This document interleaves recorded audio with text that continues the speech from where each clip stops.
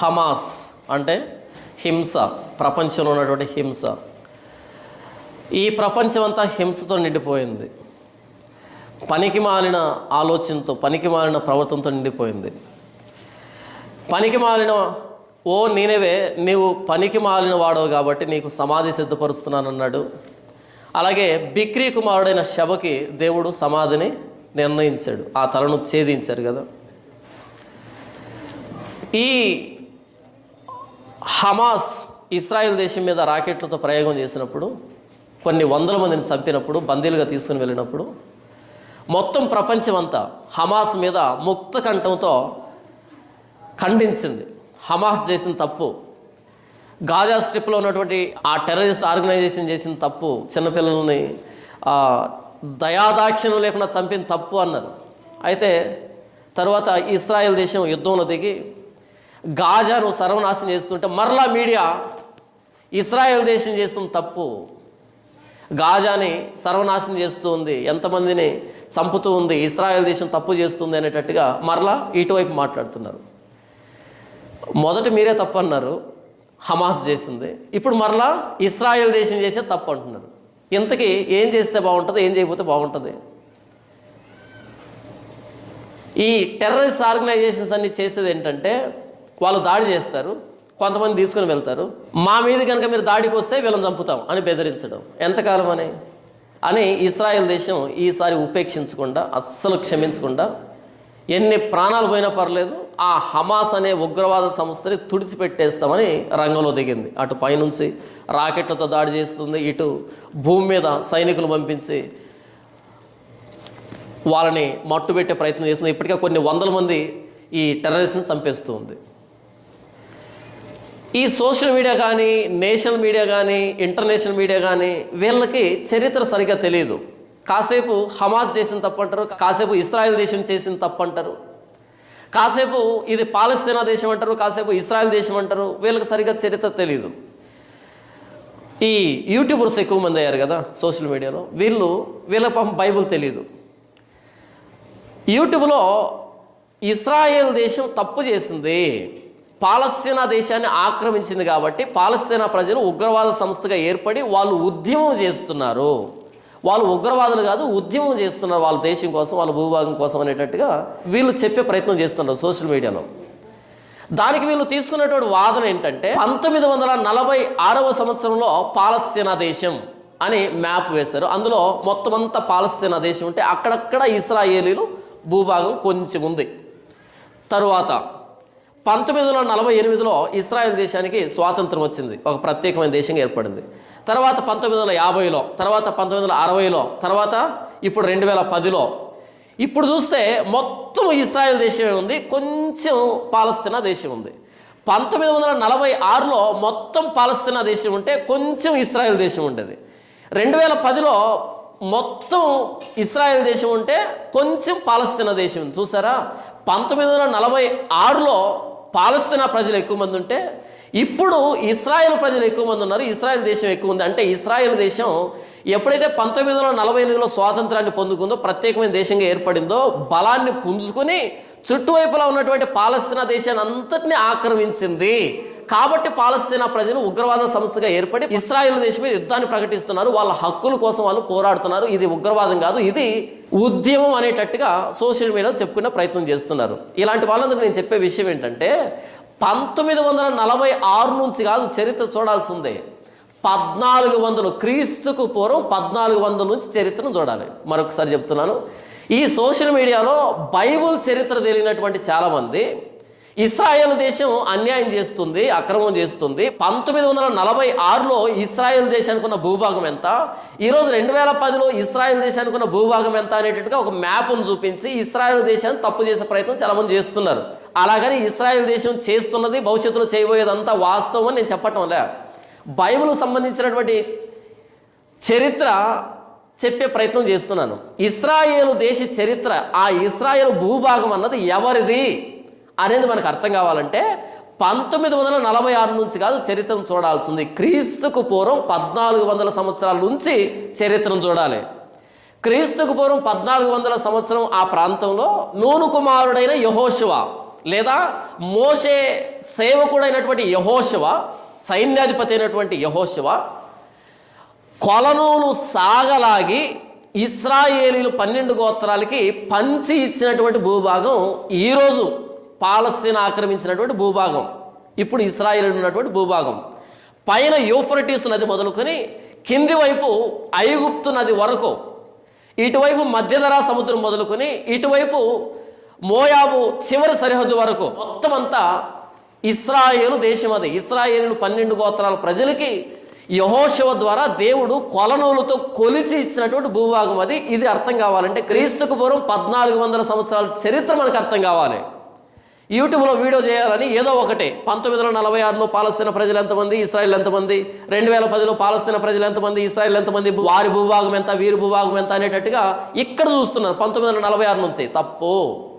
ఇశ్రాయేలు దేశ చరిత్ర అర్థం కావాలంటే క్రీస్తుకు పూర్వం 1400 సంవత్సరాలు యెహోషువ మొత్తం కనాను దేశాన్ని, అక్కడున్నటువంటి 7 జాతుల ప్రజలను వెళ్ళగొట్టి ఇశ్రాయేలును కొలిచి ఇచ్చాడు. అయితే కాలక్రమంలో ఇశ్రాయేలీలు చెప్పిన మాట వెనక దేవుడికి తిరుగుబాటు చేసి పాపాత్ములై వారి దేశాన్ని విడిచిపెట్టి బబులోను దేశానికి, వారి దేశాన్ని విడిచిపెట్టి అషూరు దేశానికి, వారి దేశాన్ని విడిచిపెట్టి ఐగుప్తు దేశానికి, ఇలా కొన్ని 10ల సార్లు దండయాత్రలు లోనై మిగిలినటువంటి రాజ్యాలు వచ్చి దండయాత్ర వేసి వీరిని ఆక్రమించుకొని అలా సర్వనాశనం గావించబడింది ఇశ్రాయేల్ దేశం 12 గోత్రాల ప్రజలు.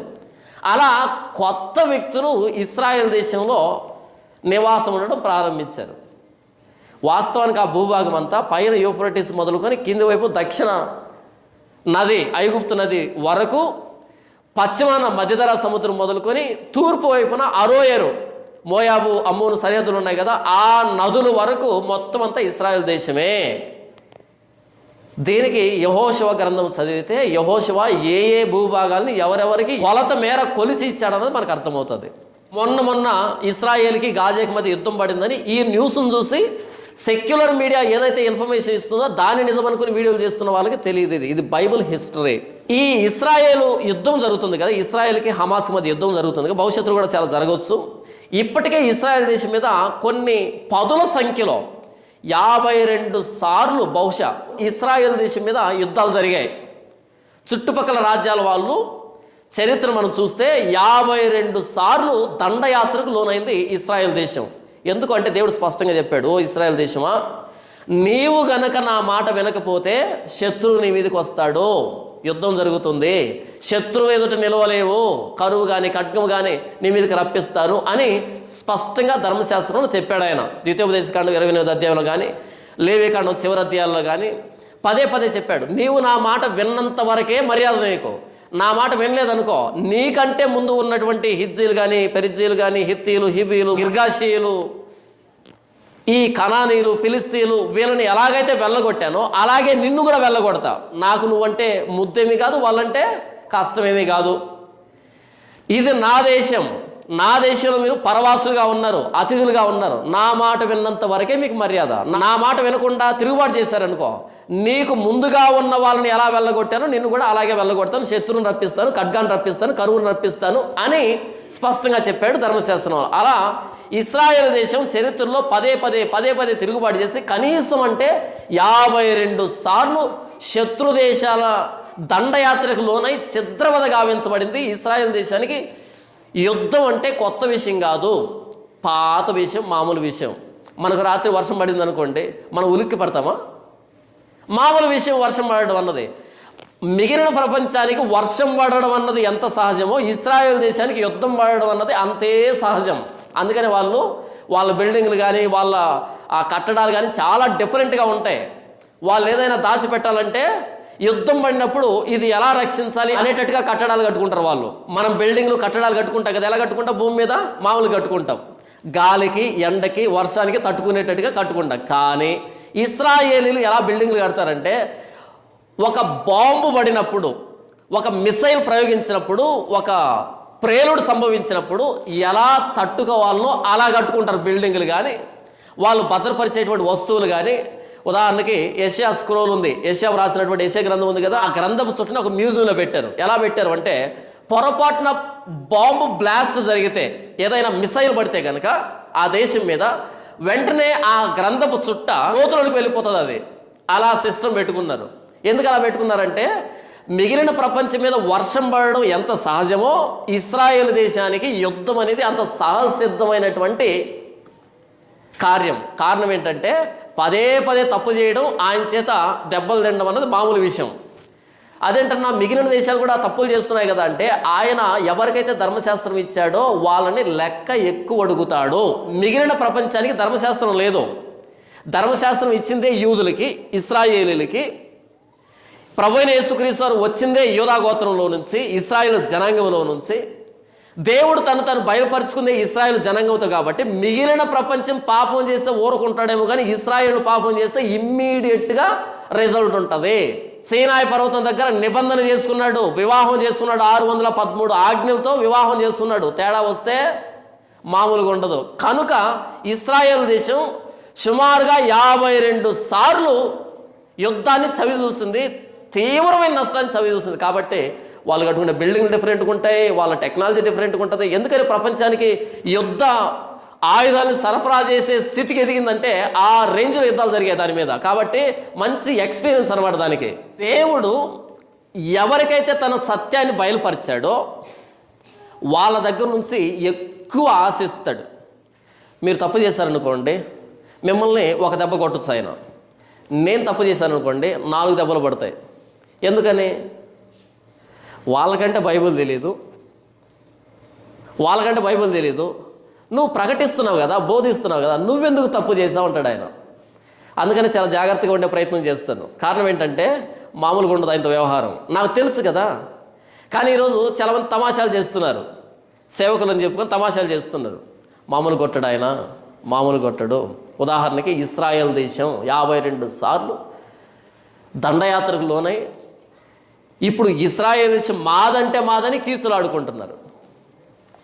ఎందుకని? పాపం చేశారు కాబట్టి దేవుడు యుద్ధానికి అప్పగిస్తానని చెప్పాడు, ఖడ్గం వస్తుందని చెప్పాడు, రప్పించాడు. ఇప్పటికీ ఇశ్రాయేల్ దేశం ఆ యుద్ధాల్లో తనమునుకలైపోతూ ఉంది. యుద్ధంలో ఆరితేరి యుద్ధ ఆయుధాన్ని ప్రపంచానికి సరఫరా చేసే స్థితికి ఎదిగిపోయిందన్నమాట. నేనేం చెప్పే ప్రయత్నం చేస్తున్నాను అంటే, ఇశ్రాయేలు దేశ చరిత్ర అన్నది క్రీస్తుకు పూర్వం 1400 నుంచి మనం చూసినప్పుడే ఇశ్రాయేల్ దేశం ఎవరిది అనేది మనకు స్పష్టత వస్తుంది. నిర్గమకాండము 23వ అధ్యాయం 33వ వచనంలో ఇలాగ వ్రాయబడింది, వారు నీ చేత నాకు విరోధముగా పాపము చేయింపకుండానట్లు వారు నీ దేశంలో నివసింపకూడదు. ఓ ఇశ్రాయేలీయులారా, మీరు వెళ్తున్నారు ఇక్కడ నుంచి, మీకు దేశాన్ని ఇస్తా, పాలు తేనెలు ప్రవహించేటువంటి ఆ దేశాన్ని మీకు ఇస్తాను. అక్కడ ఉన్నటువంటి 7 జాతుల వారిని వెళ్ళగొట్టి మీకు ఇస్తాను. ఎందుకంటే మీ ముత్తాతతో అబ్రహాముతో వాగ్దానం చేశాను ఈ దేశాన్ని ఇస్తానని. ఆ దేశంలోకి వెళ్ళిన తర్వాత వారు నీ చేత నాకు విరోధముగా పాపము చేయింపకుండానట్లు వారు నీ దేశంలో నివసింపకూడదు. అక్కడ ఉన్నటువంటి 7 జాతి ప్రజలను వెళ్ళగొట్టిన తర్వాత మరలా వాళ్ళు నీ దేశంలో ఉండకూడదు, తోలివేయాలి వాళ్ళని అని చెప్పాడు. నీవు ఎక్కడికి వెళ్ళుచున్నావో ఆ దేశపు నివాసులతో నిబంధన చేసుకొనకుండా జాగ్రత్త పడుము. ఒకవేళ అది నీకు ఉరి కావచ్చును. నీవు ఎక్కడికి వెళ్తున్నావో ఆ దేశ ప్రజలతో నిబంధన చేసుకోకూడదు, బంధుత్వం కలుపుకోకూడదు. వాళ్ళ పిల్లని మీరు చేసుకోవడం, మీ పిల్లను వాళ్ళకి ఇవ్వడం, వాళ్ళ దేవుడి దగ్గరికి వెళ్ళడం, వాళ్ళ పూజా పునస్కారాలు పాలుపంపులు పొందడం, వాళ్ళతో మీరు నిబంధన చేసుకోకూడదు, వాళ్ళతో మీకు సంబంధాలు ఉండకూడదు అని స్పష్టంగా చెప్పాడు. ద్వితీయోపదేశ కాండం 7వ అధ్యాయం 1వ వచనం, నీవు స్వాధీనపరచుకొనబో దేశంలోనికి నీ దేవుడైన యెహోవా నిన్ను చేర్చి బహుజనములను అనగా సంఖ్యకును బలమునకును నిన్ను మించిన హిత్తీలు, గిర్గాషీలు, అమోరీలు, కనానీలు, పెరిజీలు, హివ్వీలు, యబూసీలు అను 7 జనములను నీ ఎదుటి నుండి వెళ్ళగొట్టిన తరువాత నీ దేవుడైన యెహోవా వారిని నీకు అప్పగించినప్పుడు నీవు వారిని హతము చేయవలను, వారిని నిర్మూలన చేయవలను, వారితో నిబంధన చేసుకోకూడదు, వారిని కరుణింపకూడదు అని చెప్పాడు.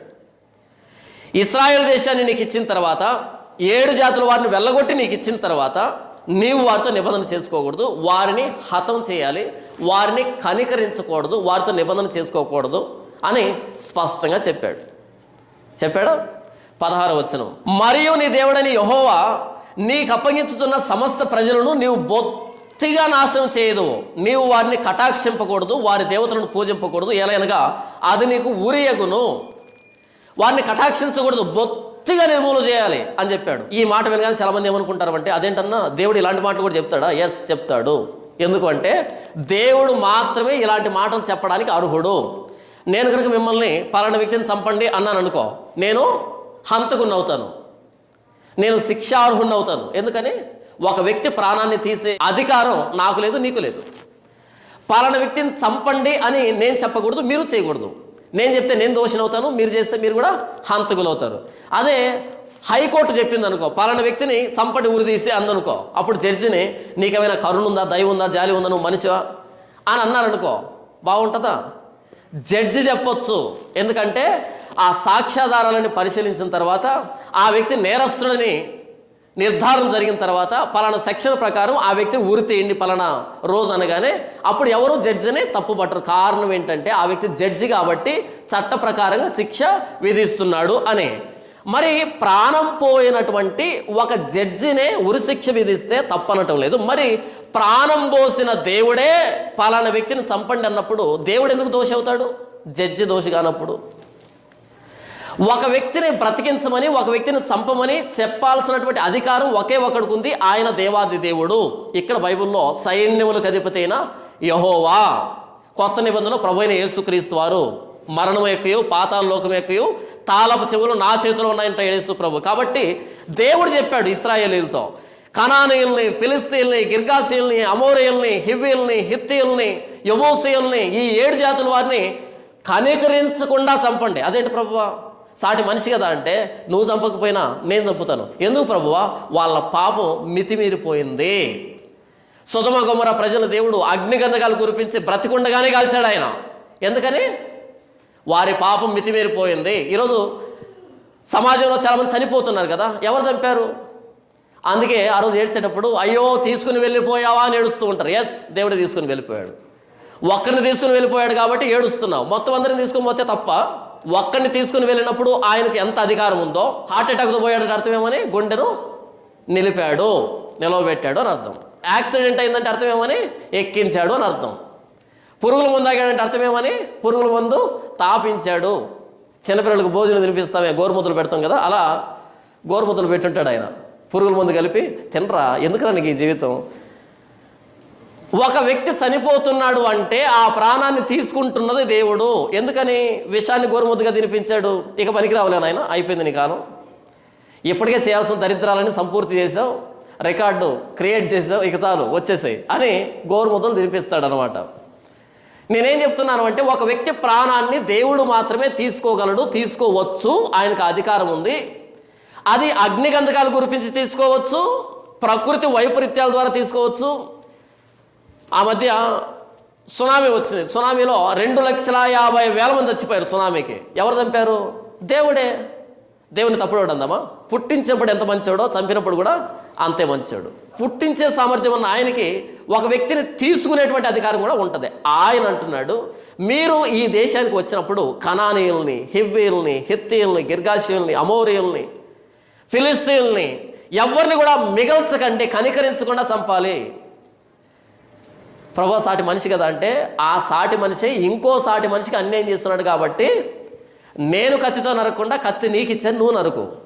ఎందుకు ప్రభు అంటే, నేను నరికాను అనుకో, రేపు నువ్వు పాపం చేస్తావు. అలా కాకుండా నీ చేత్తో నరికావు అనుకో, అప్పుడు నువ్వు పాపం చేసేటప్పుడు నేనే కదా వాడిని నరికాను, మరి నేనే పాపం చేస్తే ఆయన ఇంకొకటి కత్తిచ్చి నన్ను నరికిస్తాడు కదా అనే ఇంకిత జ్ఞానం నీకు ఉంటుంది. అవును? నేను కనుక ప్రకృతి వైపరీత్యాన్ని రప్పించి, అగ్నిగంధకాలు కురిపించి, జలప్రయాణాలు రప్పించి, తెగులు రప్పించి, శత్రు సైన్యాన్ని రప్పించి చంపారనుకో, నీకు ఆ తీవ్రత అర్థం కాదు. పాపం అన్నది ఎంత తీవ్రమైందో నీకు అర్థం కాదు. కాబట్టి ఇదిగో కత్తి, నువ్వు నరుకు. నువ్వు నరికినప్పుడు నీకు తెలుసు కదా ఎంత భయంకరంగా ఉంటుంది ఆ చావు అనేది. ఆ కత్తితో నరికిన నీవే మరలా పాపం చేసేటప్పుడు నీకు గుర్తొస్తుంది, నేనే కదా నా చేత్తో నరికాను, వాళ్ళు పాపం చేసినప్పుడు దేవుడు నాకు కత్తిచ్చాడు, ఇప్పుడు నేనే ఆ పాపాన్ని చేస్తే ఇంకొకడికి కత్తిస్తాడు, వాడు నన్ను నరుకుతాడు అనే స్పృహ నీకు ఉంటుందని దేవుడు చెప్పాడు. ఎందుకని ఎంత చెప్పాను అంటే, ఇదేంటంటే బైబిల్లో దేవుడు వాళ్ళ నరకమన్నాడు, వీళ్ళ నరకమనంటే అవును నరకమన్నాడు. కారణం ఏంటంటే ఆయనకున్న అధికారం అది. అంతకు మించి మనం మాట్లాడుతున్నటువంటి ఈ సందర్భం అన్నది ఇప్పటిది కాదు, ఇది కొన్ని వేల సంవత్సరాల క్రితం రాజరిక వ్యవస్థ ఉన్నప్పుడు జరిగినటువంటి సందర్భం ఇది. రాజరిక వ్యవస్థలో యుద్ధంలో చంపడం అన్నది యుద్ధ నీతి. ఒక దేశం మరో దేశం మీదకి వెళ్ళి నరికి చంపుతుంది అంటే అది యుద్ధ నీతి, యుద్ధం. ఈరోజు మనం రాజరిక వ్యవస్థని పక్కన పెట్టేసి రాజకీయ వ్యవస్థని తెచ్చుకున్నాం. కాబట్టి ఇప్పుడు ప్రభుత్వం శిక్షిస్తుంది, ఎవరినైనా గవర్నమెంట్ శిక్షిస్తుంది. ఎవడైనా హత్య చేశాడు వెంటనే పోలీసు వాళ్ళు వస్తారు, వాళ్ళు తీసుకుని వెళ్తారు, జైల్లో పెడతారు, కోర్టుకు అప్పగిస్తారు, కోర్టు శిక్ష వేస్తుంది. శిక్ష అనేది ఇలా వచ్చింది. అప్పట్లో శిక్ష ఆన్ ది స్పాట్ ఉండేది. తప్పు జరిగిందా ఆన్ ది స్పాట్ తల తీసేవాళ్ళు. ఇప్పుడు ఈ ప్రజాస్వామ్య వ్యవస్థలో, ఈ రాజకీయ వ్యవస్థలో గవర్నమెంట్ ఫామ్ అయిన తర్వాత శిక్ష అనేది ప్రభుత్వం అమలు చేస్తుంది. అప్పట్లో రాజు అమలు చేసేవాడు సిపాయిల చేత ఆన్ ది స్పాట్. ఇప్పుడు ఆలస్యం అవుతుంది. ఎప్పుడో గ్యాంగ్ రేప్ చేస్తే 2012లో గ్యాంగ్ రేప్ చేస్తే మన 2020లోనో 2021లోనో ఉరి తీశారు. అంత ఆలస్యమైంది. ఎందుకంటే కేసులు ఎక్కువైపోయాయి, ఆన్ ది స్పాట్ శిక్షలు లేవు. కాబట్టి దేవుడు కనానీయుల్ని, ఈ మిగిలినటువంటి 7 జాతుల వారిని కనికరం లేకుండా చంపమన్నాడు అంటే ఇది ఎప్పటిది కాదు, రాజరిక వ్యవస్థకు సంబంధించింది. ఇప్పుడున్నటువంటి ఈ రాజకీయ వ్యవస్థని, ప్రజాస్వామ్య వ్యవస్థని మనసులో పెట్టుకొని దాన్ని చూస్తే తప్పుగా అనిపిస్తుంది. కాబట్టి ఒక డాక్యుమెంట్ చదివేటప్పుడు, ఒక గ్రంథాన్ని చదివేటప్పుడు ఈ మాట ఏ కాలానికి సంబంధించింది అనేది మనకు అర్థం కావాలి. అంతెందుకు, ఇప్పుడు ఆపరేషన్ అంటే అలా హాస్పిటల్లో వెళ్తాం, మత్తు మంది ఇస్తాడు, కదలకుండా పడుకుంటాం, ఒక అర్ధగంట గంట ఆపరేషన్ చేస్తాడు, అంత అయిపోయిన తర్వాత మరలా మత్తు వస్తుంది, మరలా మామూలుగా ఇంటికి వస్తున్నాం, ఒక వారం ఒక నెలకి బాగా అవుతుంది కదా. కానీ పాత రోజుల ఆపరేషన్ అంటే ఇక్కడ హాస్పిటల్ ఉంటే 5 కిలోమీటర్ల దూరంలో ఆపరేషన్ థియేటర్ ఉండేది. ఇప్పుడు ఆపరేషన్ థియేటర్ ఎక్కడ ఉంటుంది? హాస్పిటల్లో మధ్యలో మెయిన్లో ఉంటుంది. ఆపరేషన్ థియేటర్లోంచి ఏమైనా శబ్దాలు వస్తాయి బయటికి? ఏ శబ్దం రాదు, చాలా నిశ్శబ్దంగా ఉంటుంది. ఎందుకని? అలా మొత్తం అందిస్తారు, అలా పడుకుంటూ పోతారు. పండు బీగుతున్నా సరే ఏమనిపించదు. వాడు పట్టకారు తీసుకొని పండు బీగుతున్నా సరే ఏమనిపించదు, ఏదో చక్కల కింద పెట్టినట్టు ఉంటుంది. మత్తు దిగిన తర్వాత అనిపిస్తుంది లేండి, అది వేరే విషయం. కానీ ఆ రోజుల్లో మత్తు మందు రానటువంటి ఆ రోజుల్లో ఇక్కడ హాస్పిటల్ ఉంటే 5 కిలోమీటర్ల దూరంలో ఏముండేది? ఆపరేషన్ థియేటర్ ఉండేది. అప్పుడు ఆపరేషన్ ఎలా ఉండేది తెలుసా? కాలు ఒకరు, చెయ్యి ఒకరు, మొత్తం అంతా బలవంతంగా పట్టుకుంటే ఎద్దుకు లాలాలు కొడతారు చూసారా, అలా బలవంతంగా పట్టుకుంటే మత్తు మందు లేదు కదా, అప్పట్లో కనిపెట్టలేదు కదా. కాబట్టి వాడిని ఆ గాయాన్ని కలిగి పెడుతూ ఉంటే వాడు వేసే కేకలకి హాస్పిటల్కి వచ్చేవాడు పరిగెత్తి వెళ్ళిపోతారని, పారిపోతారని 5 కిలోమీటర్ల దూరంలో ఆపరేషన్ థియేటర్. ఎందుకంటే వినబడకుండా కేకలు. ఈరోజు నిశ్శబ్దంగా మొత్తం కడుపు కోస్తున్నారు, గుండె కోస్తున్నారు, తలని ఓడదీసి ఆ ఎముకలు లోపల కలిగి పెడుతున్నారు నిశ్శబ్దంగా. కాబట్టి ఆపరేషన్ అనగానే ఇప్పుడున్న ఆపరేషన్ ఊహించుకోకూడదు. అప్పుడు ఆపరేషన్ వేరే, ఇప్పుడు ఆపరేషన్ వేరే. అలాగే దేవుడు వారిని నరికి చంపండి, కనికరించకండి, కటాక్షించకండి అని అంటే అది ఎప్పటి మాట కాదు, ఎప్పటి చరిత్ర కాదు, కొన్ని వేల సంవత్సరాల క్రితం రాజరిక వ్యవస్థలోనిది. కనుక ఒక మాటను చదివేటప్పుడు అది ఏ కాలానికి సంబంధించింది, ఆనాటి పరిస్థితులు ఏంటి అన్నది అర్థం చేసుకుంటేనే మనకు అర్థమవుతుంది. కానీ ఏదో మనం మదర్ తెరీసాకే ట్యూషన్ చెప్పినట్టుగా బిల్డప్ ఇచ్చి ఏంటి దేవుడు ఇలాంటి మాటలు రాశాడా అంటే ఏమనాలి? దేవుడు ఒకరిని చంపమన్నాడు అంటే అర్థమేమని? వాడు ఇక బ్రతకడానికి అర్హుడు కాదు. ఈ మధ్యనే అఫ్జల్ గసబ్ని ఊరెక్కించారు, ఉరి తీశారు. మన భారతదేశ ప్రభుత్వమే. భారతదేశ ప్రభుత్వాన్ని ఎవరైనా తప్పుపడతారా? తప్పుపడతారు. కారణం ఏంటంటే వాడు బ్రతకడానికి యోగ్యుడు కాదు, అర్హుడు కాదు. మరి దేవుడే చంపమన్నప్పుడు వాళ్ళు అర్హులా బ్రతకడానికి? కాదు. పుట్టించిన ఆయన చంపే అధికారం ఉంది. తాను చంపినా తప్పు లేదు, తను ఇంకొకరి కత్తిచ్చి చంపమన్నా తప్పు లేదు. చెప్పింది దేవుడు కాబట్టి అది తప్పు కాదు. కాబట్టి నేను ఎందుకు ఇంత వివరిస్తున్నాను అంటే ఇలాంటి సందర్భాలు చూసారా, దేవుడే చంపమన్నాడు, దేవుడే చంపమన్నాడు. ఎస్, దేవుడే చంపమన్నాడు. ఇప్పుడు దేవుడిని తప్పు పడుతున్నారు కదా, వీళ్ళని కూడా దేవుడు చంపుతాడు. చూడు, దేవుడు చంపమన్నాడు, దేవుడు చంపమన్నాడు అంటే నిన్ను కూడా చంపుతాడు. కాస్త వెయిట్ చేయి, ఎక్కిస్తాడు ఏదో ఒకటి. కాబట్టి దేవుడికి గ్రామం నేర్పించేంత పెద్దోళ్ళం కాదు. ప్రశ్న ఏంటంటే ఆయన దేవుడా కాదా అన్నది మాత్రమే ప్రశ్న. ఆయన దేవుడు అయితే ఆయన ఏం చేసినా సరే, ఇప్పుడు నన్ను చంపాడు అనుకో, నా కుటుంబం వచ్చి ఏంటి మా నాన్నని చంపావు అనేటట్టుగా ఏడ్చకూడదు. పుట్టించాడు, చంపుతాడు, అది ఆయన ఇష్టం. ఇప్పుడు నన్ను చంపొచ్చు, అంత మాత్రం దేవుడు అన్యాయస్తుడు కాదు. మిమ్మల్ని చంపొచ్చు, దేవుడు అన్యాయస్తుడు కాదు. పుట్టించిన ఆయన చంపే అధికారం ఉంది. దేవుడు స్పష్టంగా చెప్పాడు, వారిని కనికరించకండి, కటాక్షించకండి, బొత్తిగా నిర్మూలన చేయాలి. ఎందుకు ప్రభువా? మితిమీరిపోయారు, శృతి మించిపోయారు, పాపం ఎక్కువైపోయింది, ఆకాశానికి అంటుతూ ఉంది, నైతిక విలువలు లేవు, జంతువుల కంటే హీనంగా ప్రవర్తిస్తున్నారు, విచ్చలవిడిగా తయారైపోయారు. నేను ఎందుకు పుట్టించాను, ఎలా పుట్టించాను పూర్తిగా మరిచిపోయారు.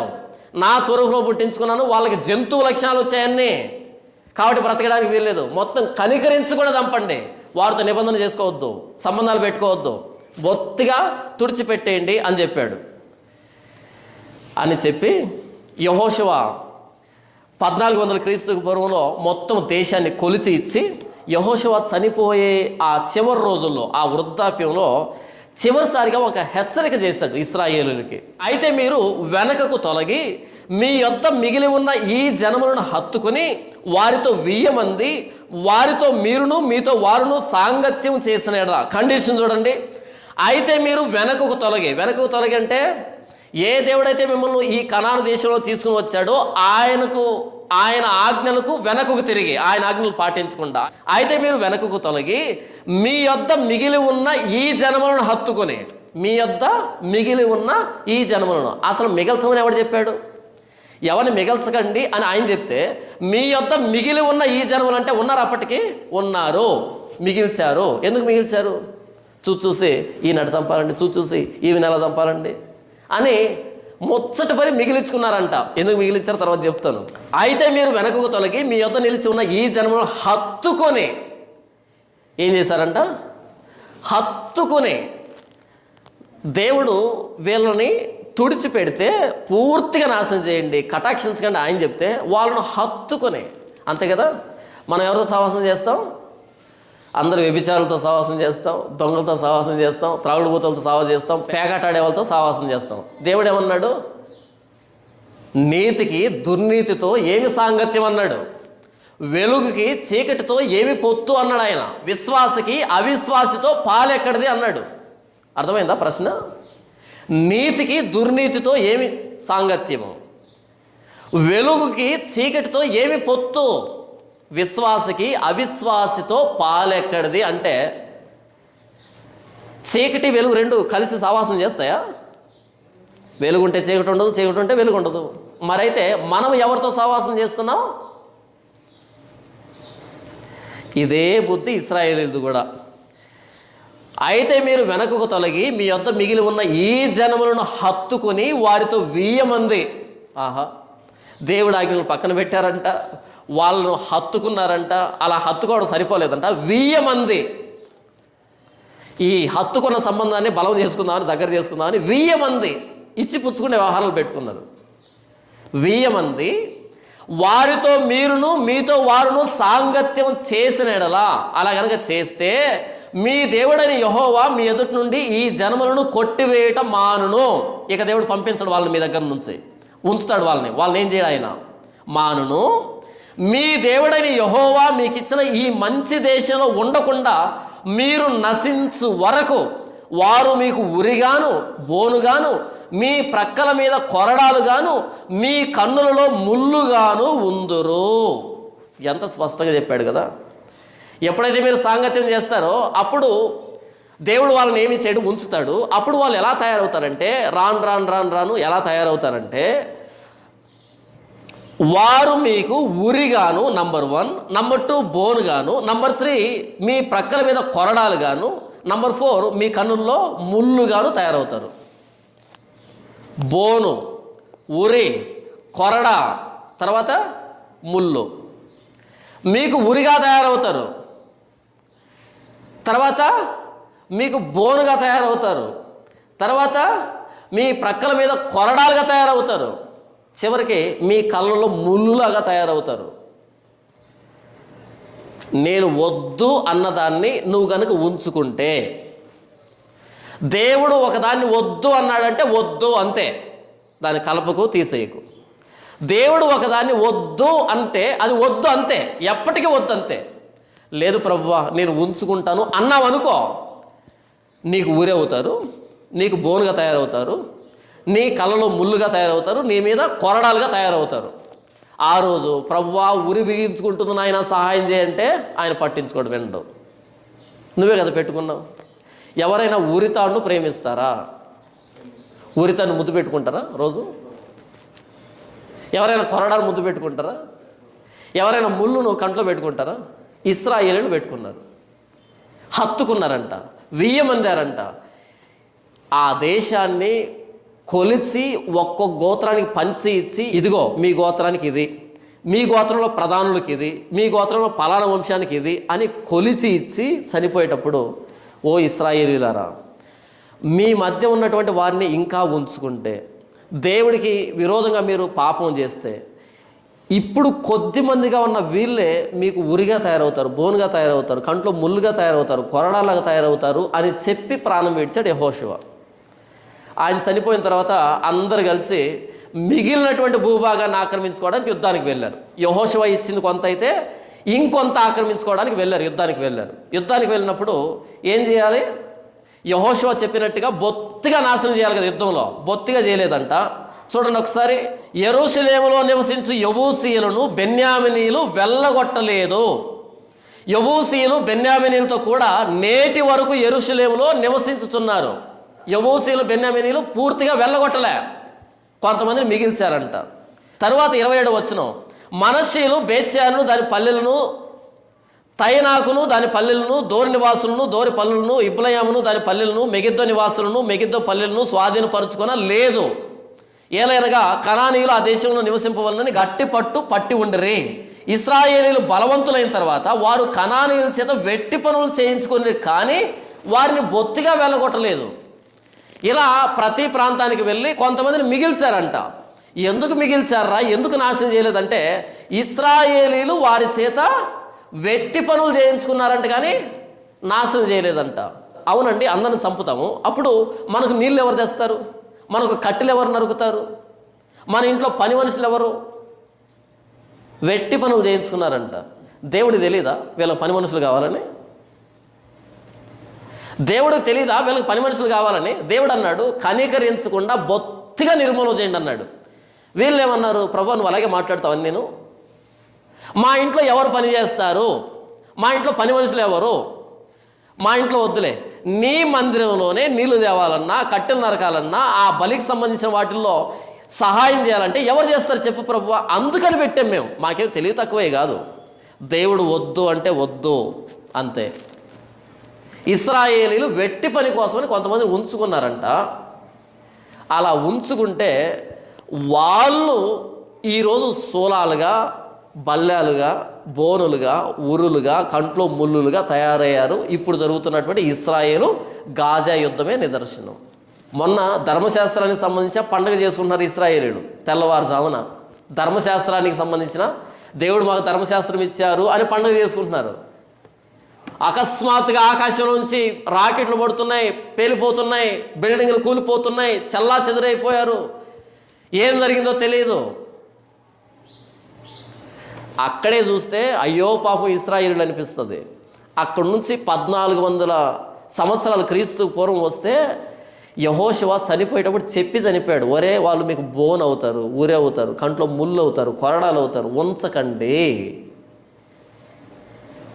యెహోషువ తప్పుడోడై చెప్పలే, దేవుడు ఆ దేశాన్ని ఇశ్రాయేలుకి ఇచ్చాడు. ఎందుకు ఇచ్చాడు? వీళ్ళు మంచోళ్ళని కాదు, చచ్చిన వాళ్ళు ఈయనకు నచ్చలేదని కాదు, చచ్చిన వాళ్ళు పాపాత్ములు కాబట్టి మరణానికి పాత్రులు, వాళ్ళు తుడిచిపెట్టేసి వీళ్ళకి ఇచ్చాడు. వీళ్ళతో చెప్పాడు, మీరు కనుక పాపం చేస్తే ఇంకొకరికి ఇస్తాను, భూమి నాదే, మీరు నా దగ్గర కాపురం ఉండడానికి వచ్చిన అతిథులు, పరవాసులు, కాబట్టి ఈ దేశంలో మర్యాదగా ఉండాలి, పరిశుద్ధంగా ఉండాలని చెప్పాడు. వీళ్ళు పాపం చేశారు. ఎవరినైతే దేవుడు ఉంచొద్దు అంటే వాళ్ళను ఉంచుకున్నారు. ఇప్పుడేమైంది? ఇప్పుడు ఇశ్రాయేల్లో యుద్ధం జరుగుతుంది. ఎందుకని? శేషాన్ని ఆ రోజు మిగిల్చారు. అంటే ఈ రోజు ఉన్న వాళ్ళందరూ చంపమని నేను చెప్పటం లే, బైబిల్ చరిత్ర చెబుతున్నా. బైబిల్లో ఇలాంటి చరిత్ర ఉంది. మనుషుడు ఏది విత్తుతాడో అదే పంటను కోస్తాడు. మనుషుడు ఏది విత్తుతాడో అదే పంటను కోస్తాడు. మనం విత్తనాలు విత్తేటప్పుడు విత్తనాలు తెస్తాం కదా, ఎన్ని తెస్తాం? ఒక లోడ్ తెస్తామా? అలా టీవీఎస్ వేసుకొని వెళ్ళి ఒక చిన్న బస్తా వేసుకొని వస్తాం, అంతేనా? ఎకరా విత్తనాలు చల్లడానికి ఒక టీవీఎస్ వేసుకుంటాం, ఒక చిన్న బస్తా తెస్తాం. ఏంటి ఇవే? అవే, వాటిని విత్తనాలు అంటారు. విత్తనాలు బస్తాలు లారీ దారు, ఒక చిన్న బస్తా. లేదు మినుములు, రాగులు అనుకోండి, 1 సేరు, 2 సేర్లు, 3 సేర్లు, అంతే అన్నీ ఉంటాయి. అలా చల్లితే ఆ విత్తనం ఫలించి అప్పుడు కావాలి ట్రాక్టరు. విత్తనం వేసేటప్పుడు ట్రాక్టర్ అక్కర్లే, అలా మనం బుట్టలో తీసుకొని పోవచ్చు. అది పండిన తర్వాత కావాలి ట్రాక్టర్ మోసుకొని రావడానికి పంటని. ఏది విత్తుతామో అదే పంట కోస్తాం. ఆ రోజు ఇశ్రాయేలుతో దేవుడు అన్నాడు, వాళ్ళను ఉంచకండి. ప్రభువా, కొద్దిమంది ప్రభువా, ఊరికి 5 మంది, అవి విత్తనాలు. ఊరికి 5 మంది అంట, ఇంటికి ఒకరంట. మనం ఎంతమంది ఉన్నాం చూడు, ఇన్ని వేల మంది ఉన్నాం, ఇన్ని లక్షల మంది ఉన్నాం. ఇంటికి ఒకరిని పని మనిషిగా పెట్టుకున్నాం. తప్ప? ఇంటికి ఒకడు ఏం చేస్తాడు చెప్పు? పనోళ్ళు, బానిసలు ఏం చేస్తారు? అవి విత్తనాలు. విత్తనం ఒంటిగా ఉండదు, విత్తనం ఫలిస్తుంది. పిడికిడి విత్తామనుకో, బుట్ట నిండా పంట వస్తుంది. దేవుడు ఏదైనా వద్దు అంటే వద్దు. దేవుడు నరకం అంటే నరకాలి, దేవుడు నరకొద్దంటే నరకకూడదు. దేవుడు ఏది చెబితే చేయడమే మానవుడి కర్తవ్యం. అయితే ఆ రోజు ఇశ్రాయేలీలు విఫలమయ్యారు. కటాక్షించకూడదు అన్నాడు. వీళ్ళకి కనికరం పొంగి పారిపోయిందనమాట. అంటే దేవుడు తప్పుడాడు అనమాట. కటాక్షించొద్దు అని ఆయన అంటే వీళ్ళకి మాత్రం కరుణ పొంగి ప్రవహించింది. మదర్ తెరిసాకే ట్యూషన్ చెప్పే టైప్ వాళ్ళు. ఎలా చంపుతామండి?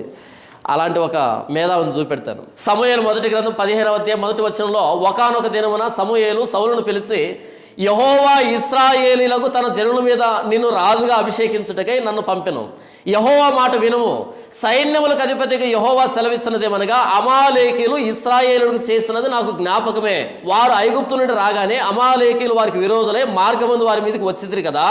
కాబట్టి నీవు పోయి కనికరింపక అమాలేకీయులను హతము చేయొచ్చు. పురుషులనేమి, స్త్రీలనేమి, బాలులనేమి, పసిపిల్లలనేమి, ఎద్దులనేమి, గొర్రెలనేమి, ఒంటెలనేమి, గార్ధబములనేమి అన్నింటినీ హతము చేసి వారికి కలిగినదంతా బొత్తిగా పాడు చేసి అమాలేకీయులు నిర్మూలన చేయమని చెప్పాను. పోయి అమాలేకీయులను కనికరించకుండా చిన్నపిల్లల్ని, పురుషుల్ని, స్త్రీలని, పెద్దవాళ్ళని, చిన్నవాళ్ళని, పశువుల్ని అన్నింటిని నాశనం చేయమన్నాడు. అయితే మన సౌలు వెళ్ళి యుద్ధం చేసి అందులో ఏం చేశాడు అంటే, మంచి మంచి గొర్రెల్ని, మంచి మంచి పశువుల్ని, మంచి మంచి వ్యక్తుల్ని అందరినీ అలా దాచిపెట్టాడు అనమాట. మరి చంపింది ఎవరిని? పనికిరాని వాళ్ళని. అందుకేనా దేవుడు నేను రాజును చేసింది? ఎవరిని కనికరించకుండా నాశనం చేయమంటే మంచి మంచి వాళ్ళందరినీ నిలవబెట్టాడు. అలా మిగిలిన వాడే అగాగీయుడైన హామాను. ఎస్తేరు గ్రంథంలో హామాను మొత్తం యోధా జాతిని చంపడానికి పాచికలేస్తాడు, గుర్తుందా? మొత్తం యోధా జాతిని. మొర్దెకైని మాత్రము చంపడం స్వల్ప విషయం అని, మొర్దెకై వంశం యోధా వంశం అని తెలుసుకుని యావత్తు యోధా వంశాన్ని అంతటినీ తుడిచిపెట్టడానికి పాచిక లేచి పలానా దినాన్న మిగిలినటువంటి వాళ్ళంతా యూదులను చంపాలి అని ఆజ్ఞ జారీ చేస్తాడు. అలాంటి మనస్తత్వం కలిగిన వాళ్ళు అమాలేకీయులు. కనుక ఒక్కడు మిగిలిన ప్రమాదమే. మీకు అర్థమయ్యే భాషలో చెప్తాను. మీరు గొర్రెలు మేపుకోవడానికి అడవికి వెళ్ళారు. అలా ఒక రాయి మీద కూర్చున్నా నీడగా ఉంటే, మనం రాయి మీద కూర్చున్నప్పుడు ఏం చేస్తాం? చుట్టుపక్కల ఉన్న రాళ్ళన్నీ ఎత్తే ప్రయత్నం చేస్తాం కదా, ఊరకే ఉంటాము. అలా ఒక రాయిని ఎత్తారు. ఎత్తగానే ఒక 10 తేలు పిల్లలు కనిపించాయి. మీకు ఏం కనిపించాయి? 10 తేలు పిల్లలు. పెద్ద పెద్దవి కాదు, చిన్న చిన్న పొన్నలు అంటారు. చిన్న చిన్న పొన్నలు 10 కనిపించాయి, తేలు పిల్లలు. ఏం చేస్తారు? ఎంత ముద్దుకున్నాయని ఒకదాన్ని ముద్దెట్టుకుంటారా? ముద్దెట్టుకుంటే పెదాలకు పడుతుంది. ఎటు తేలు పిల్లలు ముద్దు పెట్టుకుంటే పెదాలకి అది ముద్దు పెడుతుంది. ఆ ముద్దు మరకపోవాలంటే డాక్టర్ దగ్గరికి పరిగెత్తాడు, అవునా? కాబట్టి చిన్న పిల్లలని వదిలిపెడతారా? వదిలిపెట్టరు. పోనీ 9ని చంపి ఒకదాన్ని వదిలిపెడతారా? మొత్తం అన్నీ చంపుతారా? అంత కనికరం లేకుండా చంపుతారా? దయా జాలి. వాటిని దయదలిస్తే ఇంకొకటికి నష్టం జరుగుతుంది, అవునా? ఒకవేళ తేలును వదిలిపెడితే, తేలు కుడితే ఎవడు చావడు, తేలు కుడితే ఎవడు చావడు. కానీ చచ్చిపోయినంత బిల్డప్ ఇస్తారు లేడు, అది వేరే విషయం. ఆ రోజు అమాలేకీయుల్లో వదిలిపెట్టాడు కొంతమందిని సౌలు. ఆ ఒక్కడు అగాగీయుడైన హామాను ఒక్కడు అక్కడ చేరి, వేరే దేశంలో చేరి అక్కడ ప్రధానమంత్రి అయి, వాడు మొర్దెకైని మాత్రం చంపడం స్వల్ప విషయం అనుకున్నాడట. మొర్దెకై నమస్కారం పెట్టాలని కోపం వచ్చింది, చంపు, అయిపోయింది. నీ చేతిలో అధికారం ఉంది, చంపు. కానీ వాడి మనస్తత్వం ఏంటంటే మొర్దెకైని మాత్రం చంపకుండా మొర్దెకై జాతినే చంపాలనుకున్నాడు. మంచి ఆలోచనేనా? మీరు నాకు అన్యాయం చేశారనుకోండి, మీ మీద నేను పగబడితే మర్యాద, గౌరవం. ఏది లోకపరంగా చెప్తున్నానా? మీరు పగబడతారంటే కాదు, లోకపరంగా చెప్తున్నాను. మీ మీద నేను పగబడితే మర్యాద. కానీ మీ మీద, మీ కుటుంబం మీద, మీ పిల్లల మీద, మీ వంశం మీద అంతా పగబట్టి వంశమే లేకుండా చేయాలనుకున్నాను అనుకో, నేను మంచివాడినేనా? నాకు మీరు తప్పు చేశారు కాబట్టి మానవ సహజంగా నాకు తప్పు చేశాడు, అన్యాయం చేశాడని కొంచెం కోపం ఉంటుంది.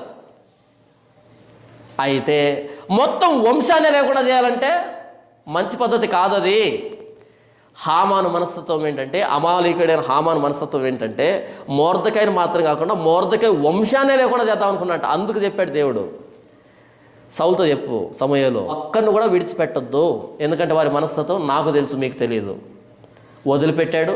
తర్వాత ఎస్తేరు గ్రంథంలో ఆ ఉపద్రవాన్ని చవి చూశారు. 3 రోజులు ఉపవాసం ఉండి ఏడ్చారు, ప్రభువా కాపాడని. దేవుడు కనికరించొద్దు అంటే కనికరించొద్దు,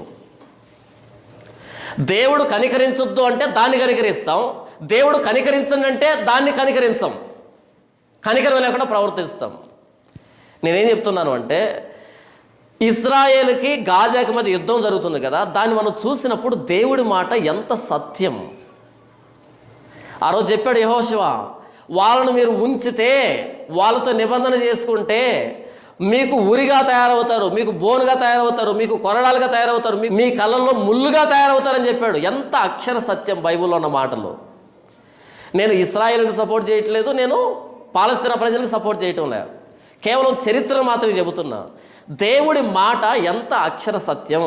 ఇప్పటికీ ఇంకెప్పటికీ భవిష్యత్తులో ఇశ్రాయేలీలకి పాలస్తీనా ప్రజలకి యుద్ధమే జరుగుతూ ఉంటుంది.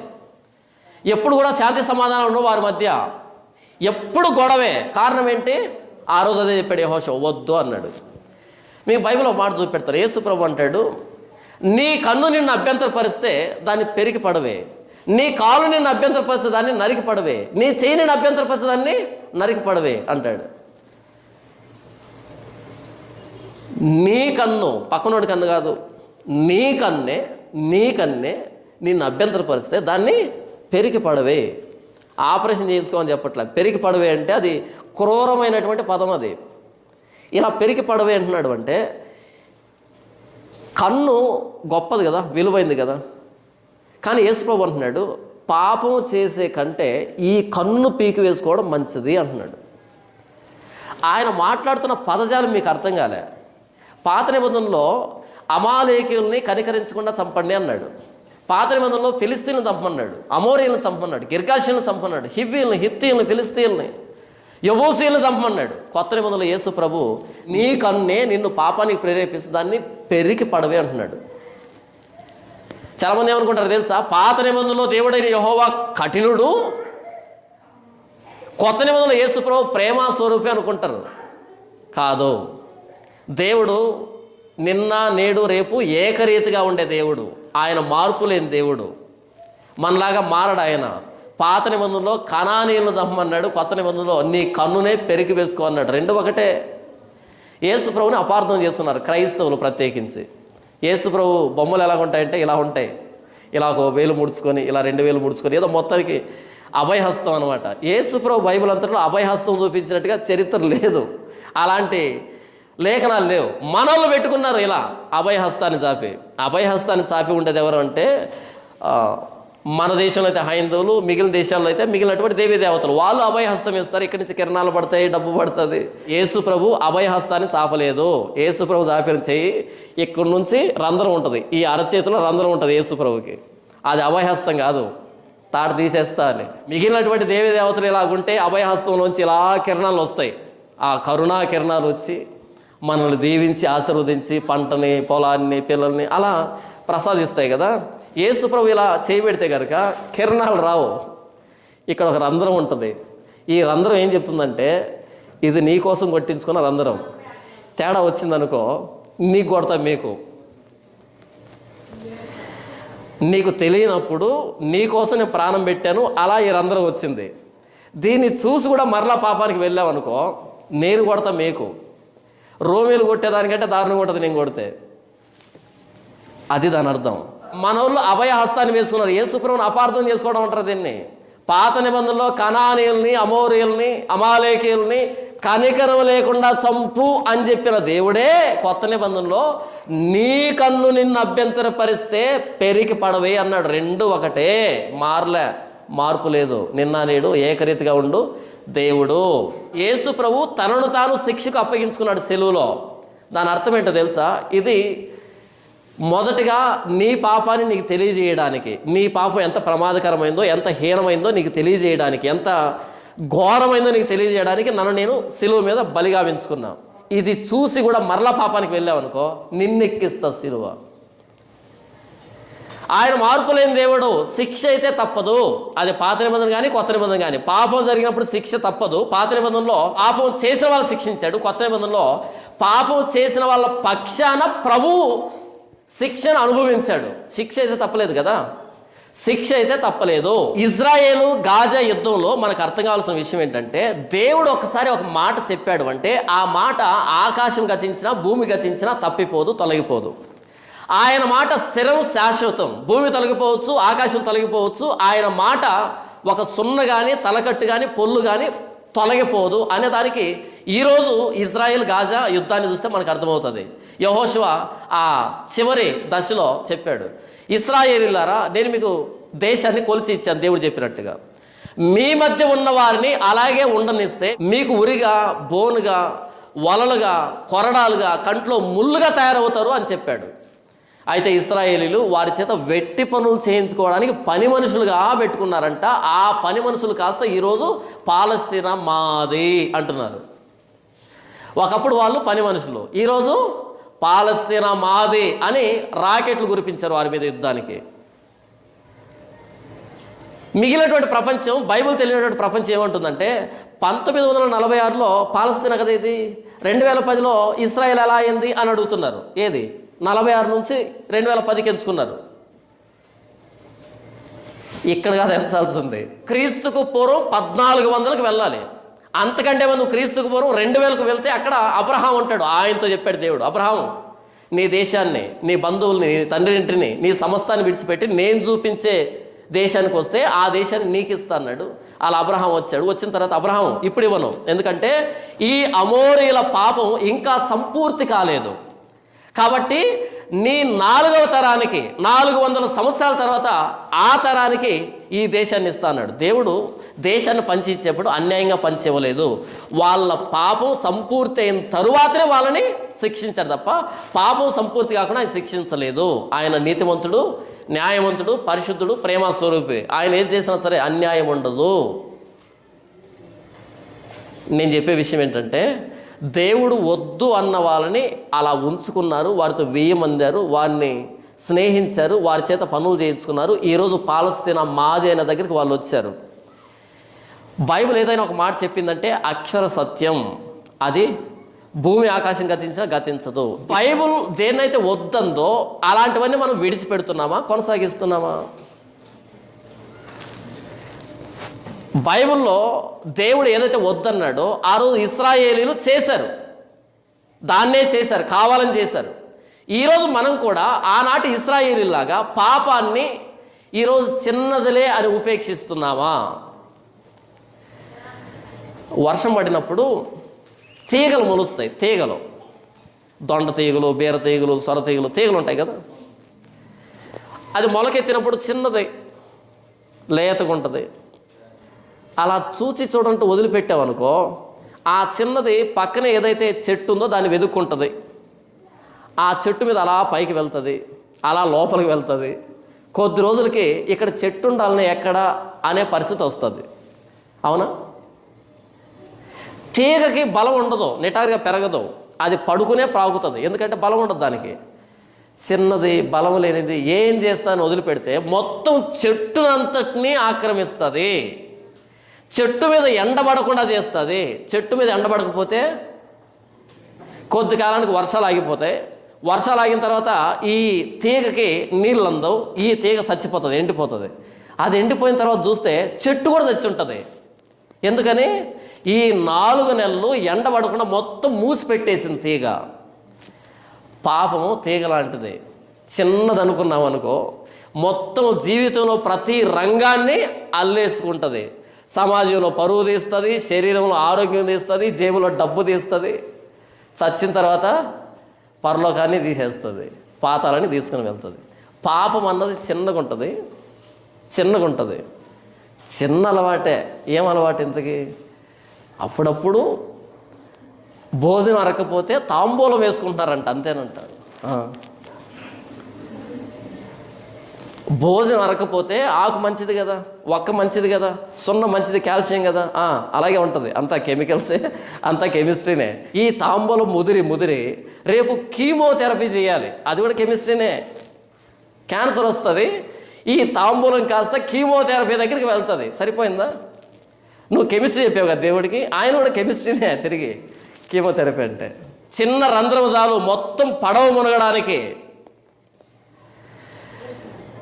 టైటానిక్ షిప్ ఉంది కదా, అది మునిగిపోవడానికి కారణం పెద్ద కొండ కాదు, చిన్న మంచు దిబ్బ. అది పైన కొంచెం కనపడుతుందంట చిన్నగా, చిన్నది అని అనుకుని కొడితే అది లోపల పెద్దగా ఉంది. కొట్టేటప్పటికి టైటానిక్ షిప్ 2 అయిపోయింది, మునిగిపోయింది. పడవ మునగడానికి ఒక చిన్న రంధ్రం చాలు, మొత్తం చెట్టు చావడానికి ఒక చిన్న తీగ చాలు. మీరు గడ్డికి వస్తుంటారు కదా పశువుల కోసమని, ఆ గడ్డిని పైన అంతా దోకేస్తామా? అయిపోయిందా? వర్షం పడగానే మరలా అక్కడే గడ్డి పెరుగుతుంది. ప్రతి వర్షాకాలం పెద్ద గొడవ ఇంట్లో, అంత గడ్డి మొలుస్తుంది, అంతా కొట్టేయడం, మరలా వర్షం పడడం, మరలా పెరగడం. ఎందుకు అంటే ఆ గడ్డి వేర్లు ఉంటాయి లోపల. ఆ గడ్డి వేరు ఇంత చిన్నది మిగిలిపోయినా సరే మరలా నీళ్ళు తగిలితే మరలా గడ్డి బయటకు వస్తుంది. ఆ గడ్డిని పూర్తిగా లేకుండా చేయాలంటే కోకటి వేళ్ళతో సహా పూర్తిగా వేళ్ళతో సహా పెళ్ళగించాలి. వేరు కొంచెం ముక్క అక్కడ మిగిలిపోయినా మరలా గడ్డి మొలుస్తుంది. అందుకనే మనం పైన ఎన్నిసార్లు శుభ్రం చేసినా మరలా సంవత్సరానికి వస్తూ ఉంటాయి. పాపం కూడా అంతే. కోకటి వేళ్లతో సహా పెకలిస్తే తప్ప పాపం అన్నది దాని తాలూకు ప్రభావాల నుంచి మనం తప్పించుకోము. అయితే మనం ఏం చేస్తున్నా తెలుసా? కోకటి వేలు కాదు, పైన కొసలు కూడా కట్ చేయట్లే, పైన ఇగుర్లు కూడా కట్ చేయటంలే. మన జీవితంలో పాపం ఏమైంది? మహావృక్షం అయిపోయింది. కనీసం ఇగుర్లు కూడా కత్తిరించటంలే, చాలా భద్రంగా పెంచుకుంటున్నాం. ఆ రోజు ఇశ్రాయేలీలు కనానీయుల్ని, ఫిలిస్తీన్ని, అమోరీయుల్ని, గిర్గాషీయుల్ని పని మనుషులుగా ఉంచుకున్నారంట. ప్రభు మొత్తం కొట్టేశాము, తల్లివేరు మాత్రం ఉంది, అది పని మనిషిగా వాడుకుంటున్నాం. ఆ తల్లివేరే మరలా చిగురించింది. మొన్న 5,000 రాకెట్లు నెత్తి మీద వర్షం కురిపించింది. సరిపోయిందా? దేవుడు ఏదైనా ఒక మాట అన్నాడు అంటే అది భూమి ఆకాశాలు తొలగిపోయిన ఆ మాట నెరవేరే తీరుతుంది. పాపం అన్నది బొమ్మ సింహం కాదు. పిల్లలకి మనం సింహమో పులో ఏదో బొమ్మ తెచ్చిస్తాం కదా.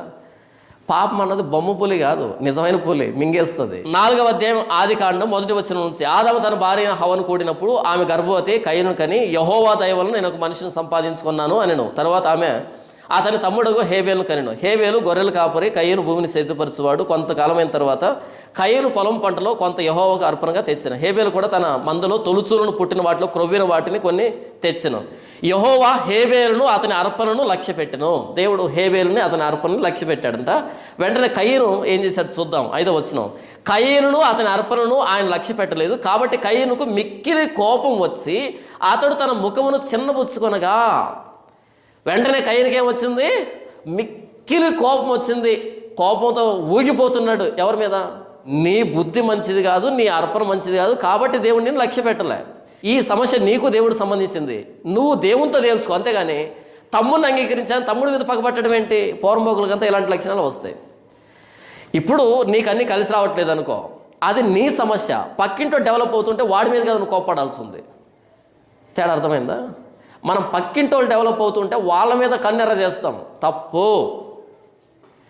నీకు నీ దేవుడికి సంబంధించిన సమస్యని నువ్వు నీ దేవునితోనే తేల్చుకో. ప్రభువా నాకు సహాయం చేయి అని అడుగు. అంతేగాని పక్కింటోళ్ళు డెవలప్ అవుతూ ఉంటే నువ్వు ఎందుకని అసూయ పడుతున్నావు, మత్సర పడుతున్నావు, కడుపు మంట ఎందుకు నీకు? నీకు దేవుడు సంబంధించింది అది. నువ్వు పాపం చేసావు, దేవుడు అనేది తీసేస్తున్నాడు. నువ్వు పాపం చేసావు కాబట్టి నీకు అవన్నీ సంభవిస్తున్నాయి. నీకు దేవుడు సంబంధించింది. కయీను ఏం చేశాడంటే తమ్ముడు అర్పణను దేవుడు అంగీకరించాడు కాబట్టి తమ్ముడు మీద కోపపడుతున్నాడు.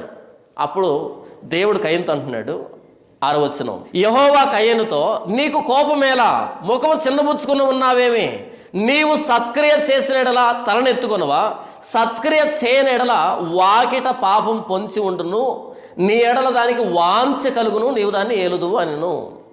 నువ్వు ఎప్పుడైతే పాపం చేస్తావో బయట ఏముంటుందంట? వాకిట పాపము పొంచి ఉండును. అక్కడ లర్క్ అనే పదం వాడబడింది. లర్క్ అంటే సింహం ఒక జంతువును వేటాడేటప్పుడు ఎలాగైతే పొంచి ఉంటుందో, నక్కి ఉంటుందో పొదల చాటున, ఆ పదం అది. అంటే పాపాన్ని ఒక క్రూరమైన జంతువుతో పోలుస్తున్నాడు. ఎవరి కోసం నక్కి ఉందంట? కయీను కోసం నక్కి ఉందంట. పాపం అనేది కుందేలు కాదు, పాపం అనేది పూరేలు కాదు, పాపం అనేది పావురం కాదు, పాపం అనేది క్రూర మృగం. పాపం అనేది పిల్లి కాదు. పిల్లి ఏం చేస్తుంది? చేతిలో కాళ్ళు అలా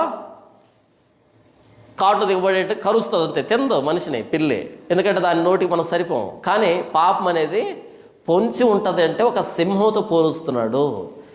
చిన్న పాపమే, చేసేంత వరకే. ఒక్కసారి పాపం జరిగిందా అది సింహంలాగా పొంచి ఉంటుంది. దానికి నీ మీద వాంఛ కలుగును. వాంఛ అంటే విపరీతమైన కోరిక. ఎవరి మీద? పాపం చేసినవాడి మీద. అందుకనే పాపం చేసిన వ్యక్తి పాపం నుంచి బయటికి రాలేడు. ఒక పాపాన్ని మూసిపెట్టడానికి ఇంకో పాపం, దాన్ని మూసిపెట్టడానికి ఇంకో పాపం, దాన్ని మూసిపెట్టడానికి ఇంకో పాపం, పాపం పాపం పాపం పాపం, చివరిలో పాతాళం. తేనెలో పడిన ఈగ పరిస్థితి ఏంటో పాపంలో పడిన మన పరిస్థితి అంతే, బయటికి రాము.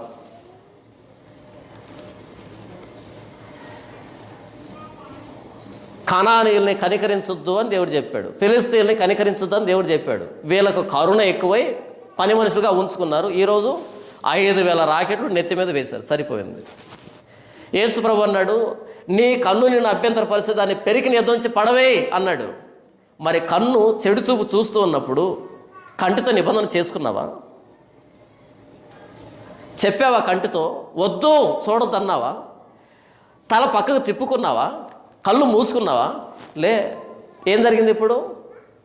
మొత్తం సమాజం అంతా మనల్ని వేలెత్తి చూపెడుతుంది. మన జీవితంలో ఎన్ని పాపాలు. క్రైస్తవులమని చెప్పుకుంటున్నాం, మొత్తం తిరగండి, చర్చిలో తిరగండి, ఎవడు పరిశుద్ధంగా ఉన్నాడు చూడండి. పరిశుద్ధతను అపేక్షించేవాడు ఎవడు? దేవుడు వద్దు అన్నాడు, దాన్ని కనికరించకుండా చంపాల్సిందే. అదేదైనా సరే, ఏ సంబంధమైనా సరే. ఇశ్రాయేలీలు ఆ పని చేయలే. ఈరోజు నెత్తి మీద రాకెట్లు వర్షం కురిపించుకుంటున్నారు. దేవుడి మాట సత్యం. ఆకాశం గతించిన, భూమి గతించిన ఆయన మాట ఒక సున్నా తలకట్టు పొల్లు కూడా తప్పిపోదు. ఆ రోజు యెహోషువ చెప్పాడు, మీకు ఉరిగా తయారవుతారు వాళ్ళు, కంట్లో ముళ్ళుగా తయారవుతారు. ఈరోజు వాక్యం ద్వారా దేవుడు చెబుతున్నాడు, నీ కన్ను నిన్ను అభ్యంతరపరిస్తే పెరికి పడవే, యేసుప్రభు చెప్పిన మాట. నీ చెయ్యి నిన్ను అభ్యంతరపరిస్తే నరికి పడవే, యేసుప్రభు చెప్పిన మాట.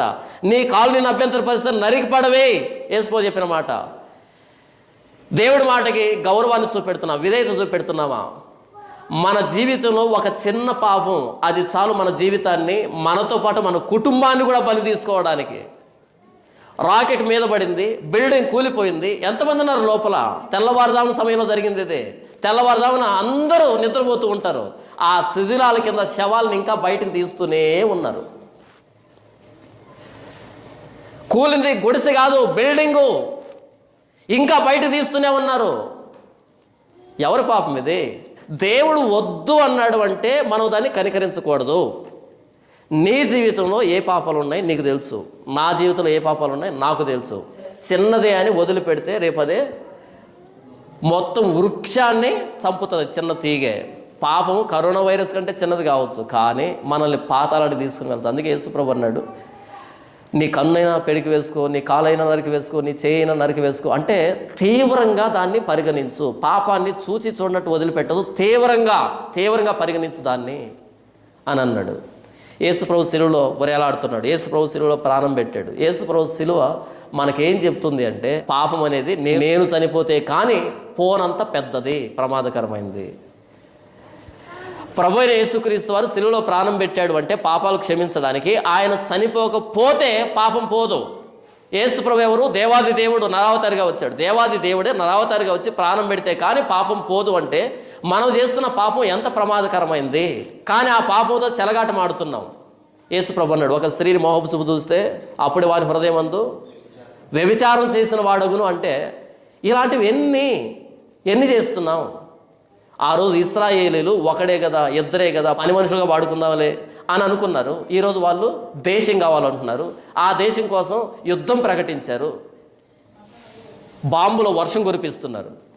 ఈరోజు నీ జీవితంలో నా జీవితంలో మనం పాపాన్ని కూడబెట్టుకుంటున్నామేమో, దేవుడు కనికరించొద్దు అంటే దాని మీద కనికరం చూపెడుతున్నామేమో. ఒక్కసారి మనకై మనం పరీక్షించుకుందాం. యేసు ప్రభు శిలువలో ప్రాణం పెట్టాడు అంటే పాపం అన్నది మనం అనుకున్నంత చిన్నది కాదు, మనం అనుకున్నంత మంచిది కాదు. ఈరోజు పాపానికి ఏమని పేరు పెట్టుకున్నాం అంటే ఎంటర్టైనింగ్ అని పేరు పెట్టుకున్నాం. పాపం అంట ఎంటర్టైనింగ్ అంట, పాపం అంట టైంపాస్ అంట, పాపం అంట తమాషా అంట, పాపం అంట మజా. జీవితంలో ఆ మాత్రం మసాలా లేకపోతే జీవితం చప్పకుండదు. జీవితంలో ఆ మాత్రం మజా లేకపోతే జీవితం చప్పకుండదు. నీ జీవితంలో ఏం పాపం ఉంది అది నీకే తెలుసు, నా జీవితంలో ఏ పాపం ఉంది నాకే తెలుసు. ఏ చిన్నదాన్ని కూడా ఉపేక్షించకూడదు, కనికరం లేకుండా నరికి చంపాలి. ఎందుకంటే చెప్పింది ప్రభు అయిన యేసుక్రీస్తు వారు. సిలువ మీద ప్రాణం పెట్టి మన కోసం రక్తం చిందించిన, మన కోసం ప్రాణాన్ని అర్పించిన ప్రభు అయిన యేసుక్రీస్తు వారు నీ పాపాన్ని నరికి వేసుకో అంటున్నాడు. యేసుప్రభు ప్రాణం పెట్టకుండా చెప్పి ఉంటే మనం పట్టించుకోవాల్సిన అవసరం లేదు. ఎంతోమంది బోధించారులే అనుకుందాం. కానీ యేసుప్రభు బోధించడం మాత్రమే కాదు, ఆయన సిలువలో ప్రాణం పెట్టాడు. చాలా ప్రమాదం. ఆ పాపంతో నేను ఈరోజు సంసారం చేస్తున్నాం, పాతాళానికి వెళ్తాము. ఈరోజు నీ జీవితంలో ఉన్నటువంటి పాపం, నా జీవితంలో ఉన్న పాపం మనల్ని ఎక్కడికి తీసుకుని వెళ్తుందో మనకు తెలియదు. కాబట్టి ఇప్పుడే దాన్ని మనం నరికి వేసుకుందాం. నరికి వేసుకున్నప్పుడు నొప్పిగానే ఉంటుంది, రక్తాలు కారుతాయి. క్యాన్సర్కి ఆపరేషన్ చేస్తారు, క్యాన్సర్కి ఆపరేషన్ చేస్తారు. ఒకవేళ ఇక్కడ క్యాన్సర్ వచ్చిందనుకో, అర్థం కావడానికి చెప్తున్నాను, ఇక్కడ వస్తుందన్న అనకండి. ఒకవేళ ఇక్కడ క్యాన్సర్ వచ్చిందనుకో, ఆపరేషన్ ఎలా చేస్తారు తెలుసా? ఇక్కడికి నరుకుతారు. ఏమో ఇక్కడున్న క్యాన్సర్ ఎక్కడ ఉంటుందేమో లోపల, ఇక్కడ ఉంటుందేమో లోపల, ఇక్కడ ఉంటుందేమో లోపల అని ఇక్కడ నరుకుతారు. ఒకవేళ ఇక్కడ క్యాన్సర్ వచ్చిందనుకో, ఇక్కడికి నరుకుతారు, యాంపిటేట్ చేస్తారు, అవయవాన్ని తీసివేస్తారు. అన్ని రకాల చెత్త తిన్నావు, క్యాన్సర్ తగిలించుకున్నావు. డాక్టర్ దగ్గరికి వెళ్ళి, డాక్టర్ గారు నాకు సూది అంటే భయం అండి, నాకు రక్తం అంటే కళ్ళు తిరుగుతుందండి అంటే ఒప్పుకుంటాడా? నాయన తమరి గారికి వచ్చింది జలుబు కాదు, క్యాన్సర్. తమరి గారికి ఒళ్ళు వాపు రాలే, క్యాన్సర్ వచ్చింది కాబట్టి నరకాల్సిందే అని చెప్పి ఆ అవయవాన్ని లేకుండా నరుకుతాడు కదా. చాలా రక్తం పోతుంది కదా, చాలా రోజులు ప్రయాసపడాలి కదా. పాపం అనేది క్యాన్సర్ కంటే దరిద్రమైంది అని చెప్తున్నా. ఇప్పుడు మనకై మనం నరుక్కుంటే మంచిది, లేకపోతే ఆయన నరికాడు అనుకో చాలా కష్టంగా ఉంటుంది. ముదిరిపోయిన తర్వాత ఆయన నరికాడు అనుకో చాలా కష్టంగా ఉంటుంది. ఇశ్రాయేలీలు చూచి చూడనట్టు కొన్ని విషయాలు వదిలిపెట్టారు. ఈరోజు బాంబులతో సమాధానం, నెత్తి మీద బాంబులు వర్షం కురిపించారు. ఇది ఎంత అక్షర సత్యం! యెహోషువ చెప్పిన మాట, దేవుడు చెప్పిన మాట ఎంత అక్షర సత్యం. అదే ప్రభు అయిన యేసుక్రీస్తు వారు మనతో అంటున్నాడు, నీ కన్నుని అభ్యంతరపరిస్తే నరికి వేసుకో, నీ కాలు నిన్ను అభ్యంతరపరిస్తే నరికి వేసుకో. పాపాన్ని కనికరించొద్దు, పాపాన్ని కోకటి వేలుతో సైతం పెకలించాలి. పైన కత్తిరించడం కాదు, కోకటి వేలతో సైతం పెకలించాలి. పాపం అనేది జలుబు కాదు, అది క్యాన్సర్. అది పాపం అన్నది వాపు కాదు, జెండు బాంబు పోయడానికి, అది కుళ్ళు, క్యాన్సర్. అది దాన్ని నరికి వేస్తేనే పోతుంది తప్ప. ఇప్పుడు వాపు వచ్చిందనుకో జెండు బాంబు పూసుకుంటా తగ్గిపోతుంది. అది వాపు కాదు, అది క్యాన్సర్ గడ్డ, నరికి వేయాల్సింది ఆపరేషన్ పేరుతో. పాపం చేయొద్దు, పాపాన్ని ఉపేక్షించొద్దు. అది చిన్నదా పెద్దదా వద్దు, అది చిన్నదైనా పెద్దదైనా కనికరం లేకుండా పాపాన్ని తీసివేసుకోవాలి. యేసు ప్రభు శిలువలో ప్రాణం పెట్టిన తర్వాత చెబుతున్న మాట, యేసు ప్రభు శిలువలో ప్రాణం పెట్టాడు, రక్తం కార్చాడు. కాబట్టి నేను మన జీవితంలో ఉన్న పాపాలను తొంగి చూసుకుందాం, మన పాపాలను ఒప్పుకుందాం, మన పాపాలను విడిచిపెడదాం.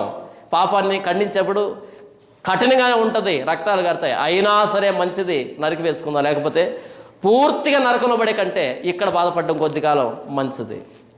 నరకంలో పడడం మేలా, ఇక్కడ బాధపడడం మేలా? ఇక్కడ జీవితాంతం బాధపడినా సరే నరకాన్ని తప్పించుకుంటే అది భాగ్యం కదా. ఇక్కడ జీవితం అంతా సుఖపడి నరకానికి వెళ్తే ఏం ప్రయోజనం? ఇప్పుడు నరకంలో ఎవరు ఉంటారంటే భూమి మీద విచ్చలవిడిగా బ్రతికిన వాళ్ళంతా నరకంలో ఉంటారు. ధనవంతుడు అతడు ప్రతిరోజు ఓదారంగ వస్త్రాలు కట్టుకొని ప్రతిదినం బహుగా సుఖపడుతున్నాడంట. ఇప్పుడు ఎక్కడున్నాడు? నరకంలో ఉన్నాడు. వెళ్దామా? మన పాపాన్ని నరికి వేసుకుందామా? పాపాన్ని నరికి వేసుకుందాం. అట్టి కృపను దేవుడు మనకు అనుగ్రహించిన కాక అందరం కళ్ళు మూసుకుందాం.